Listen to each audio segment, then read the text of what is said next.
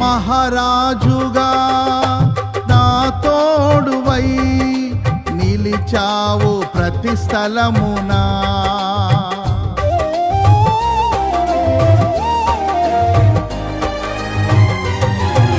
నా భారము నీవు మోయగా సులువాయే నా పయనము.